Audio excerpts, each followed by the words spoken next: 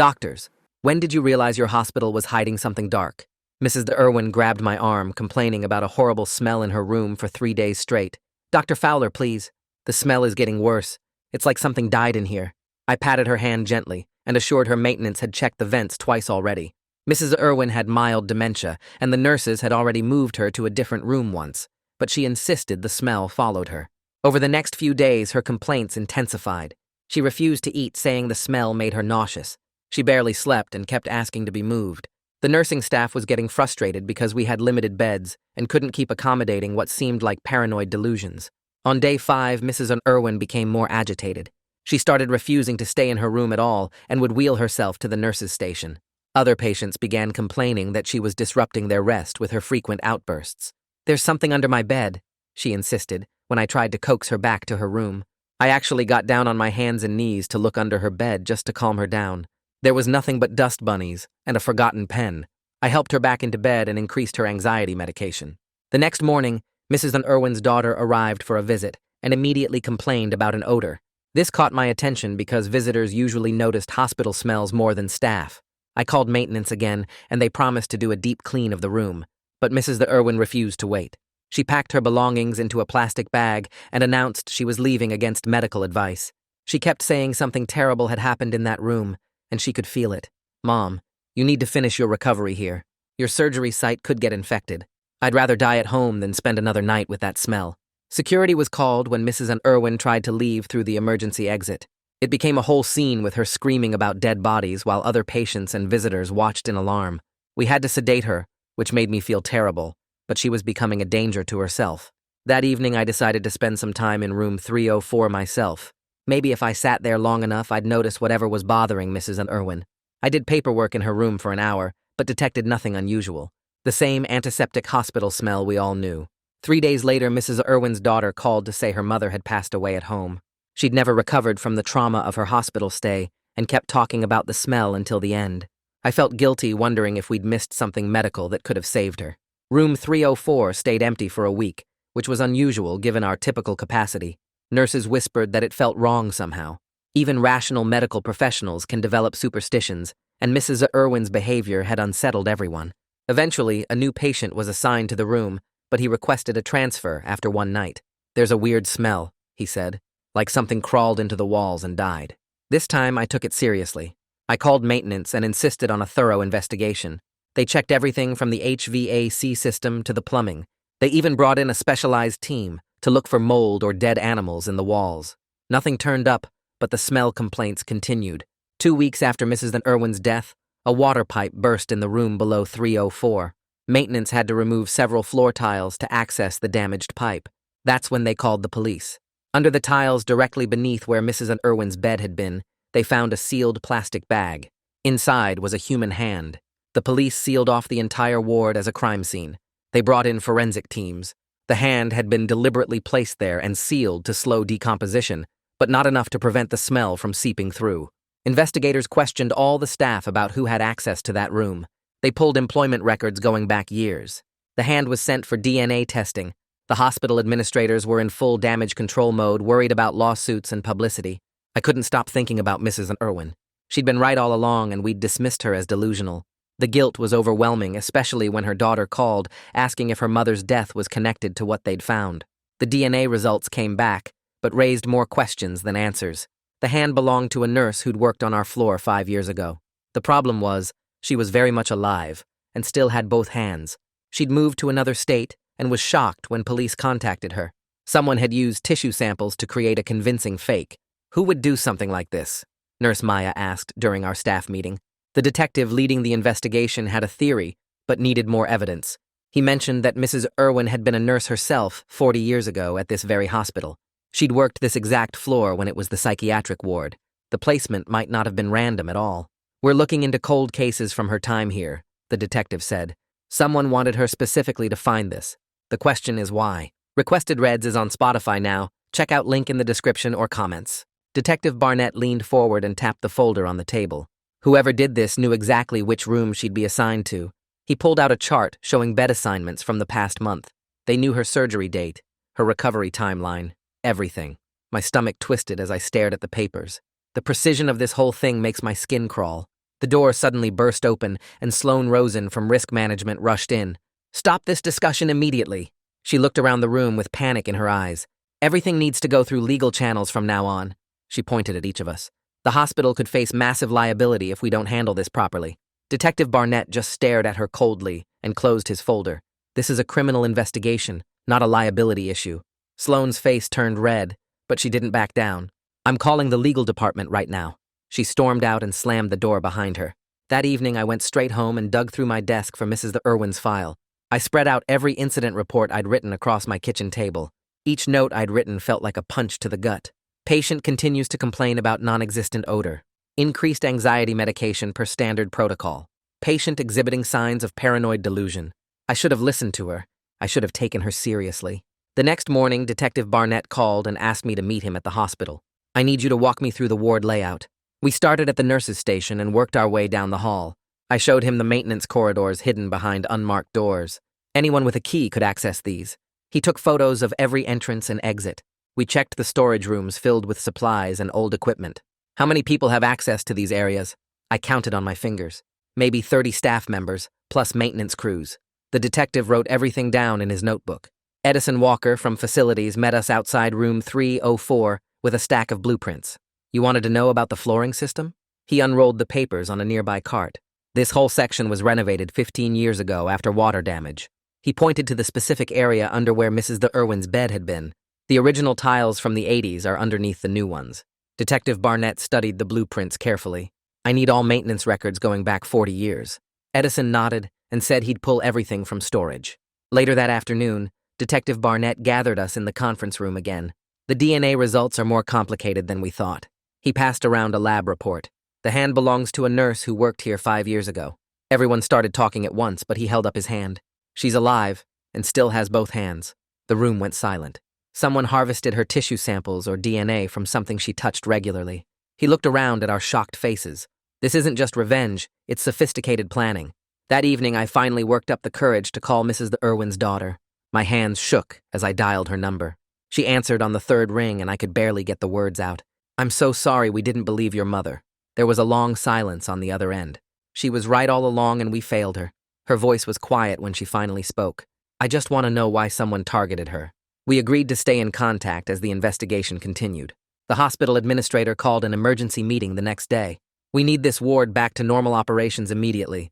She looked stressed and kept checking her phone. "We're running out of beds, and the publicity is affecting admissions." I wanted to scream that a woman died because we ignored her. Patient safety should be our priority, not bed counts. She glared at me and continued with her presentation about damage control. That night I couldn't sleep, so I went back to room 304. The crime scene tape was gone, but the room still felt wrong. I sat on the edge of the empty bed frame and tried to understand what Mrs. Irwin experienced. The ventilation system hummed softly above me. I noticed small scratches on the floor tiles I'd never seen before. The room felt heavy with the weight of what happened here. Something terrible had occurred in this space, and Mrs. Irwin had sensed it. The next morning, Nurse Maya pulled me aside in the hallway. "I've been hearing things from the older staff." She looked around to make sure no one was listening. "About the psychiatric ward days." She mentioned restraint deaths that were never properly investigated, patients who just disappeared from the records. Her voice dropped to a whisper. "One nurse said they used to keep problem patients in room 304 for weeks at a time." The stories made my blood run cold. Nobody wanted to work that room back then. The stories made my blood run cold. 2 days later, Detective Barnett showed up at the nurses' station asking for Edison Walker. He wanted to see how the building looked back when it was a psychiatric ward. Edison arrived 20 minutes later carrying a ring of old keys and led us down to the basement storage area where they kept the original architectural plans. The storage room smelled like mold and old paper. Edison pulled out tube after tube of rolled blueprints until he found the ones from 1962. We spread them across a dusty table, and Detective Barnett took photos with his phone. Room 304 had thick walls marked as reinforced concrete, and there was a special observation window drawn into the plans. Edison pointed to the bolt marks on the floor diagram, showing where the restraint bed would have been secured. The detective measured the placement against his notes, and everything matched where we found the hand. That afternoon, my phone buzzed with an email from Sloane Rosen marked urgent and sent to all staff. She wrote that nobody was allowed to talk to police without a hospital lawyer present, and anyone who did would face immediate suspension. The nurses at the station were reading it too, and everyone looked nervous. Maya whispered that Sloan had been making calls all morning to the legal department. The next morning, Edison brought the blueprints to my office and spread them out on my desk. He showed me how room 304 used to have a reinforced door frame designed to withstand patient violence, and the observation window let staff watch without entering. The bed bolts were positioned exactly where Mrs. Irwin's hospital bed had sat, and the hand was buried right under where the restraints would have held someone's wrist. Edison said the precision couldn't be coincidence. During my lunch break, I grabbed a notebook and started mapping out everything that happened from when Mrs. Irwin first complained to when we found the hand. I wrote down dates and times and who was working each shift. The timeline showed her complaint started exactly 3 days after she was admitted to room 304. Someone knew she'd be placed there and planted the hand just before her arrival. The pattern was too perfect to be random. I tracked down the new patient who'd complained about the smell before his discharge. He was packing his belongings when I knocked on his door. I asked him to describe what he smelled, and he said it was sweet and rotten like meat left in the sun. That was exactly how Mrs. Irwin had described it. He said the smell got stronger at night and seemed to come from below the bed. His validation of her experience made my chest tight with guilt. Detective Barnett called a meeting that evening and revealed the hand wasn't even real human tissue. It was a sophisticated prosthetic made from medical-grade silicone, but someone had seeded it with actual DNA to fool the initial tests. Creating something like that would take serious medical knowledge and access to lab equipment. He said whoever did this had deep connections to the hospital and planned everything months in advance. Edison offered to show me the maintenance tunnels the next day so I could understand how someone accessed the space under 304. We met at 7 in the morning before the day shift arrived. He led me through a door marked Authorized Personnel Only and down metal stairs into the subfloor. The tunnels were narrow and filled with pipes and electrical conduits. Edison had to duck to avoid hitting his head on the low ceiling. We followed the main corridor until we reached the section under the patient rooms. Edison showed me 3 different access points someone could use to reach the space under 304 without being seen. The security cameras didn't cover any of these entrances. Someone who knew these routes could move through the building completely undetected. That afternoon, Sloan called me to her office and closed the door behind us. She sat behind her desk and started listing all the ways this investigation could destroy the hospital. She mentioned lawsuits that could reach millions and how the publicity would make people afraid to come here for treatment. Then she brought up 3 previous complaints the hospital had quietly settled over the years. She said getting too involved in this investigation would end my career here. Her hands were shaking as she talked, and I could see how desperate she was to contain this situation. Detective Barnett stopped by my office later with more information about the placement. He'd been studying the old psychiatric ward records and found that the plastic bag was buried exactly where the seclusion bed's restraint bolts would have been. Someone knew the precise historical layout down to the inch. He said this felt like a message about something specific that happened in that exact spot 40 years ago. The killer wanted us to make this connection. After the detective left, I walked down to the pathology lab looking for Kira McLean. She was alone processing tissue samples when I knocked on the doorframe. I asked if she could help me understand how someone could create such a convincing fake hand with embedded DNA. She dropped the slide she was holding and it shattered on the floor. While she cleaned up the glass, she said she'd look into what materials and techniques someone would need, but she had to be careful about it. Something about the way she avoided eye contact made me think she knew more than she was saying. 2 days later, Mrs. Irwin's daughter called me at work, just as I was finishing my morning rounds. She sounded tired and said she'd been going through her mother's old things from her nursing days. She told me her mom had worked the psychiatric ward here in the 80s and kept journals about it. Her voice got quiet when she described entries about patients being tied down for days at a time. She said her mother wrote about the screams that echoed through the halls at night. The worst part was how her mom never spoke up about what she saw happening. She'd written about feeling like a coward for staying silent when doctors gave too much medication. Mrs. Irwin's daughter said her mom carried that guilt for 40 years until she died. After hanging up, I walked straight to medical records and filled out a formal request for all incident logs from room 304. The clerk behind the desk looked confused when I asked for records going back to when it was a seclusion room. She said those would be in deep storage and might take weeks to pull, but she'd start the process.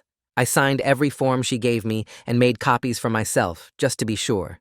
That afternoon, Edison found me in the cafeteria and sat down with his lunch tray looking worried.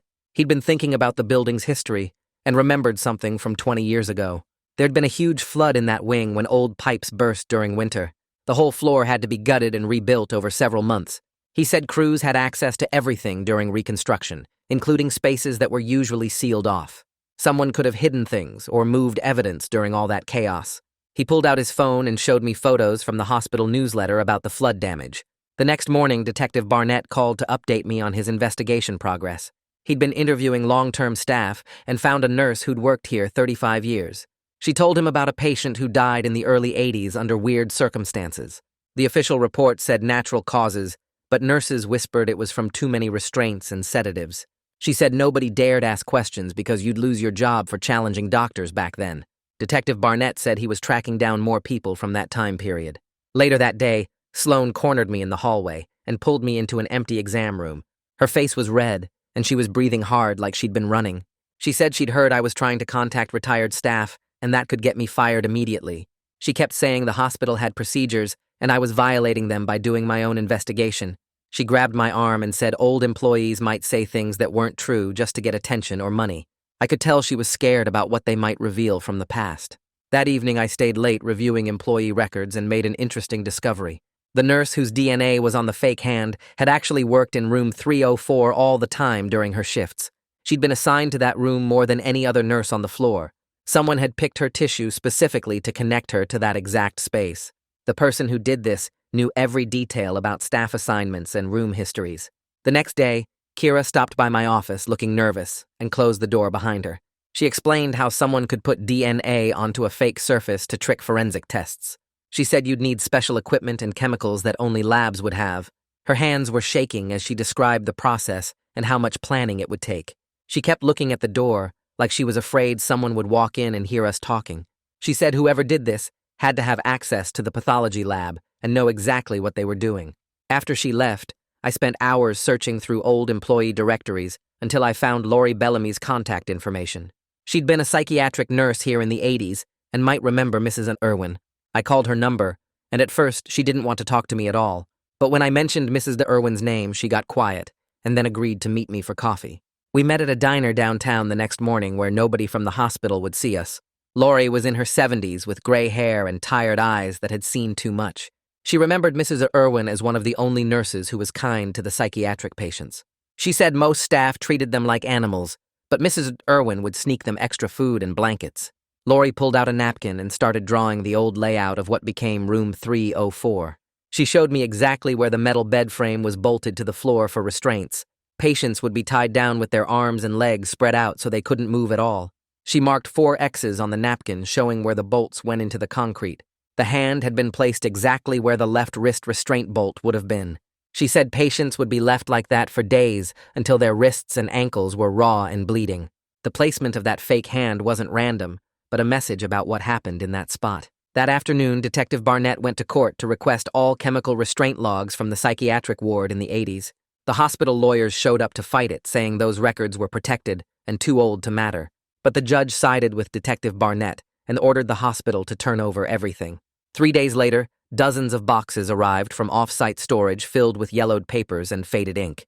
The next morning, Sloane stormed into the records room where I was sorting through the boxes with Detective Barnett.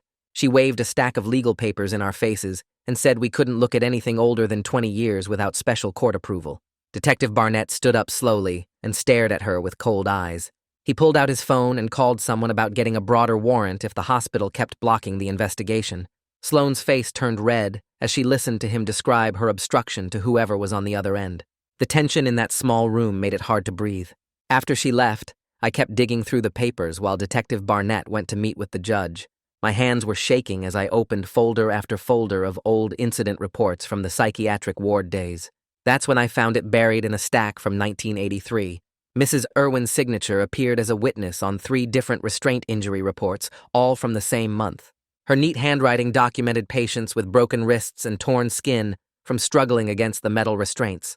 One report described a young man who screamed for hours before going quiet. Mrs. Irwin had written that she tried to get the doctor to check on him, but was told to mind her own business.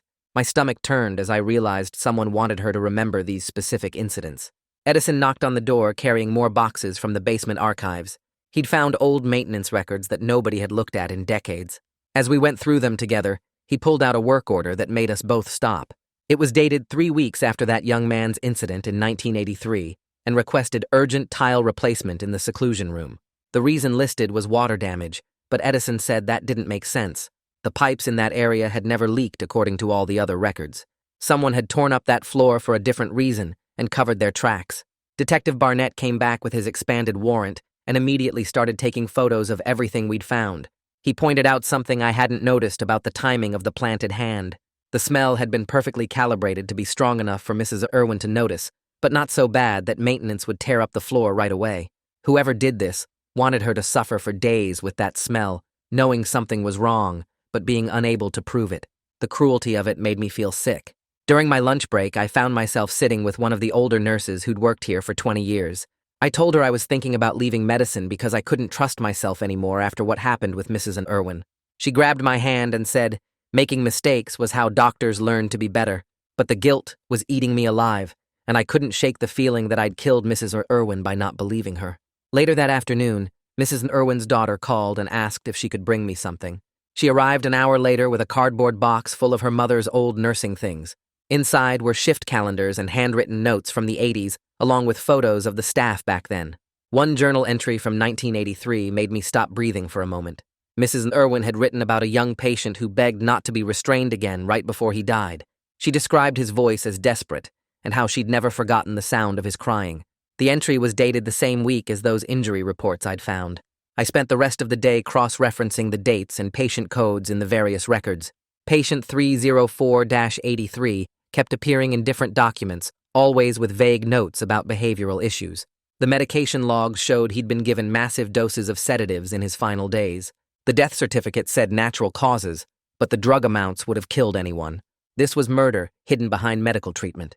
The next morning, Sloan called me into her office and told me I was removed from patient care immediately. She said it was for my own protection while the investigation continued, but I knew she just wanted me away from the ward. She assigned me to administrative work in the basement filing old insurance claims. My medical career was hanging by a thread, and we both knew it. Detective Barnett found me in the basement that afternoon and closed the door behind him. He told me to get a lawyer immediately and protect myself legally. He said someone on current staff was definitely involved based on the evidence patterns. He promised to keep sharing updates with me, but warned that I couldn't trust anyone in the hospital anymore. As he left, he mentioned plans to subpoena even more records from the pathology department. 2 days later, Kira from the lab stopped by the basement, looking nervous and pale. She mentioned finding weird discrepancies in the old pathology inventory from 1983, including a specimen jar that was mislabeled. Her hands shook as she described having nightmares about what might be hidden in those old storage rooms. She kept looking over her shoulder like someone might be watching us.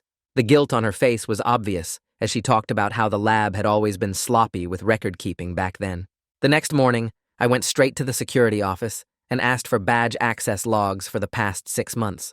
The guard behind the desk looked confused, but pulled up the records on his computer.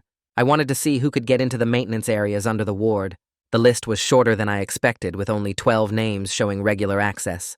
Most were maintenance workers, but 3 names stood out as long-term employees who'd been here over 20 years. Edison Walker was on the list, along with 2 other supervisors who'd worked here since the 80s. Someone with that kind of knowledge about the building would know exactly where to hide things and when to plant them. I printed the list and headed to meet Lori at a coffee shop downtown. She was already waiting in a corner booth, looking nervous and checking her watch every few minutes. When I sat down, she immediately started talking about Timothy, without me even asking. She said she'd always known something was wrong with how he died, but nobody would listen to a young nurse back then. The doctors had all the power, and questioning them meant losing your job and never working in healthcare again. She described watching them increase his meds every day until he could barely open his eyes. The restraints left marks on his wrists that got infected, but they just covered them with bandages and kept him tied down. She said the culture of silence was so strong that nurses would pretend not to see things just to keep their jobs. The same system that let them kill Timothy was the one that dismissed Mrs. Irwin 40 years later. Nothing had really changed except the methods got more subtle. Detective Barnett called while I was driving back to the hospital and told me he'd found something weird about the security system. The new electronic badges were supposed to be foolproof, but there was a gap in coverage. Anyone with an old master key from before the digital upgrade could still access certain areas without leaving an electronic trail. He'd checked the records and found that several veteran employees had never turned in their old keys when the system changed. The hospital just assumed everyone would use the new badges and forgot about the physical locks that still worked. This explained how someone could get to the subfloor without showing up on any logs. I sat in my car in the parking garage thinking about the DNA on that fake hand. It hit me that the hospital kept old employee health screening samples in the pathology archive for research purposes. Anyone with access to those files could harvest genetic material from dozens of former staff members. Blood samples, hair follicles, even saliva swabs from TB tests were all stored down there. The person who did this had probably been collecting materials for years, waiting for the right moment. Edison found me in the basement filing room that afternoon and closed the door behind him. He'd been mapping the building's service areas and discovered something nobody else knew about. There was a crawl space that connected directly to the area under room 304 with no cameras or security monitoring at all. It was part of the original construction from the 1940s and wasn't on any current blueprints. Someone who knew about that passage could move through the building like a ghost, planting evidence wherever they wanted. The entrance was hidden behind a utility panel that looked sealed but actually opened with the right tool. Detective Barnett got his warrant approved faster than expected and arrived with a team to search the pathology archive. The judge had agreed that something systematic was going on that required full investigation. Box after box of preserved samples came out of storage, some dating back 50 years. Old specimen jars with faded labels, tissue samples in formaldehyde, and forgotten evidence from cases nobody remembered anymore. The forensic team set up a processing area in an empty conference room and started cataloging everything.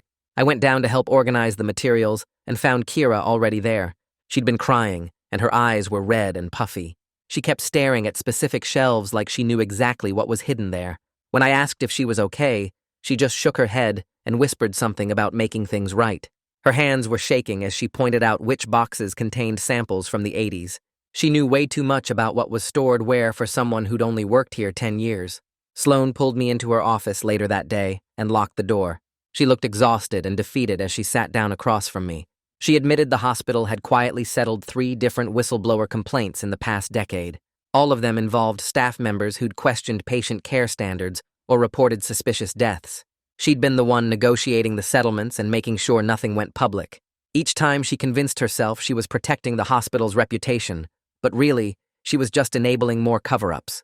The same culture that killed Timothy and dismissed Mrs. Irwin was still alive because people like her kept protecting it. She handed me a folder with copies of the settlement agreements, finally ready to stop hiding the truth. Detective Barnett's team found what they were looking for in a box labeled for disposal, but never actually thrown away. The specimen jar had been mislabeled as educational materials, but inside was tissue preserved from patient 304-83. The DNA testing confirmed it was from Timothy, the young man who died in that room in 1983. Someone had kept pieces of him all these years like a trophy or evidence of what happened. Mrs. Irwin had been right to feel something dark in that room because a murder victim's remains were literally stored beneath the hospital. I found Kira in the break room that evening and sat down across from her. The guilt on her face was obvious now that I knew what to look for. I told her I knew she was involved somehow and that it was time to tell the truth. She broke down completely, sobbing so hard she could barely breathe. Between gasps, she admitted she'd known about Timothy's preserved tissue for years. She'd found it by accident while doing inventory and realized what it meant. The weight of keeping that secret had been destroying her from the inside. She started talking faster now, words spilling out like water from a broken dam. She told me how she'd found Timothy's tissue samples 5 years ago while doing routine inventory in the old storage area. The jar was mislabeled, but she recognized the patient code from cross-referencing old records. She'd spent months piecing together what happened to him back in 1983. The more she learned about the restraints and overdoses, the angrier she got. When she heard Mrs. Irwin was admitted to room 304, she saw her chance. She knew Mrs. Irwin had worked that floor during Timothy's death. She thought if Mrs. Irwin found evidence, people would finally have to listen. She'd taken DNA from an old hairbrush the nurse left behind years ago and used her lab access to create the fake hand. She'd snuck into the maintenance tunnels late at night and placed it under the floor tiles. She sealed it just enough to let the smell seep through slowly. She never thought Mrs. Irwin would die from the stress. She just wanted someone to investigate Timothy's murder after 40 years of silence. Her whole body shook as she confessed everything. Detective Barnett arrived within an hour after I called him. He listened to Kira repeat her confession while recording everything on his phone. He didn't interrupt or judge, just let her talk until she ran out of words. When she finished, he set down a cooperation agreement he'd already prepared. He said if she told them everything about the cover-up and who else knew, the prosecutor would recommend reduced charges. She signed immediately without even reading it, desperate to make things right somehow. The investigation shifted completely after that. Instead of hunting for a mysterious perpetrator, they were now exposing an entire system of cover-ups. Barnett's team started pulling records from dozens of suspicious deaths during the psychiatric ward era. Sloan called an emergency meeting that afternoon. She looked defeated as she stood at the conference table. She said the hospital needed to get ahead of this before it destroyed them completely. She'd been up all night with the legal team, and they all agreed that transparency was their only option now. The cover-up had become more dangerous than admitting the truth. She handed out packets outlining a new cooperation strategy with investigators. Even someone like her had limits to what she'd protect. The hospital would open all records from the psychiatric ward era and assist with the investigation. They'd also establish a fund for victims' families and implement new oversight systems. She looked sick saying it, but she knew they had no choice anymore. I stepped out to call Mrs. Irwin's daughter before the news went public. My hands shook as I dialed her number. When she answered, I told her we'd discovered what really happened in that room. I explained about Timothy's murder in 1983 and how someone had planted evidence to expose it. I told her that her mother had been right all along about sensing something evil there. She started crying hard on the phone. She said her mom died knowing something terrible had happened, but no one believed her. We stayed on the phone for 20 minutes, sharing our grief over failing Mrs. Irwin. She thanked me for finally listening, even though it was too late. The next morning, the hospital held a press conference in the main auditorium. The administrator stood at the podium reading from prepared notes while reporters packed the room. She acknowledged systematic failures during the psychiatric ward era that led to patient deaths. She announced a complete review of all cold cases from that time period. Her voice cracked as she apologized to the families affected by decades of institutional silence. She looked genuinely sick, having to admit these failures publicly. Reporters shouted questions, but she stuck to her script. The hospital would cooperate fully with law enforcement and provide resources for a thorough investigation. They were also establishing new oversight committees to prevent future tragedies. Detective Barnett took the podium next to announce the formal murder investigation into Timothy's death from 1983. He explained that while most people involved were now deceased or elderly, justice still mattered. His team would pursue every lead and hold anyone still alive accountable for their roles. The truth needed to come out even after 40 years. The crowd erupted with more questions, but he kept his answers brief and professional. 2 days later, Kira was formally charged with evidence tampering and interfering with human remains. The judge released her on bail after she agreed to testify about everything she knew. She stood in the courtroom accepting responsibility, while also exposing the broader conspiracy. Her lawyer explained how she'd acted out of desperation to reveal a murder that everyone else had ignored. Some people in the gallery actually nodded with understanding. Her courage in confessing earned her some respect despite her crimes. The hospital called me into a disciplinary meeting that week. They gave me a formal reprimand for overstepping boundaries during the investigation. But in the same meeting, they asked me to join their new patient safety committee. They said they needed someone who'd learned the hard way about listening to patients. My career survived, but it was completely transformed. I'd never practice medicine the same way again. The hospital's legal team started settlement negotiations with both Mrs. Irwin's daughter and Timothy's surviving sister. They offered financial compensation, along with a formal apology program. The lawyers worked out details over several weeks of intense meetings. The institution finally acknowledged its deadly failures after decades of denial. Money couldn't bring back the dead, but the acknowledgement mattered to the families. Our new safety committee met every week to implement sweeping changes. We created policies requiring immediate investigation of any patient complaint, regardless of mental status. We installed new locks and monitoring systems for all subfloor access points. We mandated that any unusual odor reports be escalated to facilities management within 2 hours. Every change we made traced back to Mrs. Irwin's suffering and death. 3 weeks later, Lori sat in the prosecutor's office signing page after page of her sworn statement about the psychiatric ward. Her hands shook slightly as she described the leather restraints they used to strap patients down for days at a time. She detailed how supervisors ordered extra sedatives when patients screamed too loud and disturbed the other wards. The prosecutor recorded everything while taking notes about specific incidents she remembered from 1983. Lori kept wiping tears from her eyes as she talked about patients who died during her shifts and how the death certificates always listed natural causes.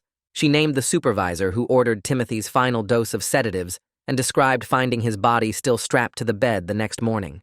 The prosecutor showed her old medication logs, and she confirmed the handwriting belonged to various staff members from that era.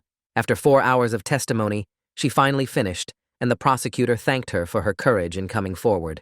Lori stood up, looking somehow lighter than when she'd arrived, and told them she should have spoken up 40 years ago. The following month, contractors finished renovating room 304 and removed all traces of its dark history. I walked into the bright medical room carrying 2 small bouquets of flowers I'd bought from the gift shop downstairs. The walls were freshly painted white, and new equipment lined the counters where the old restraint anchors used to be. I placed 1 bouquet on the windowsill for Mrs. Irwin and whispered an apology for not believing her when she needed me most. The second bouquet went on the bedside table for Timothy, acknowledging the young man who died in this exact spot 40 years ago. The room felt different now, cleaner somehow, like opening windows after a long winter. I stayed there for 20 minutes just standing quietly and thinking about all the suffering these walls had witnessed. 2 days later, the lead prosecutor called to update me on their investigation into Timothy's death. They'd tracked down the supervisor Lori had named, a 90-year-old man now living in a memory care facility with advanced dementia. His family had been shocked to learn about the allegations, but after reviewing the evidence, they agreed to a symbolic plea on his behalf. The prosecutor explained that while criminal prosecution wasn't possible given his mental state, the formal acknowledgement of his crimes mattered for the historical record. The family's lawyer read a statement accepting responsibility for the supervisor's actions and expressing regret for Timothy's death. The judge entered the plea into the official record, ensuring that Timothy's murder would finally be recognized by the legal system even if justice came too late for real accountability. That same week, the hospital board announced the creation of the Irwin Patient Advocacy Fund during a packed press conference. The fund would provide resources for families challenging medical decisions and investigating suspicious deaths in healthcare facilities. They allocated $2 million in initial funding and promised to match all public donations for the first year. The administrator read a prepared statement acknowledging that Mrs. Irwin's case exposed serious failures in how they responded to patient concerns. Her name would now be permanently linked to protecting vulnerable patients and ensuring their voices were heard. Several reporters asked questions about other potential cases, and the administrator promised full transparency going forward. Meanwhile, Kira appeared in court to formally accept her plea deal with the prosecutor's office. She stood before the judge and surrendered her medical license, accepting 5 years of probation for evidence tampering and interfering with an investigation. The judge approved her agreement to work with the new Patient Safety Fund developing protocols to prevent future tragedies. Kira's voice cracked as she apologized to Mrs. Irwin's family and promised to spend the rest of her career making amends for her actions. The prosecutor noted that her early cooperation and genuine remorse had influenced their decision to avoid jail time. After the hearing, Kira immediately started working with the fund to create new training materials about recognizing and reporting suspicious deaths. 6 months after everything came to light, I met Mrs. Irwin's daughter at the new memorial plaque the hospital installed in their garden. The bronze plaque listed both Mrs. Irwin and Timothy's names, along with a dedication to all patients whose voices went unheard.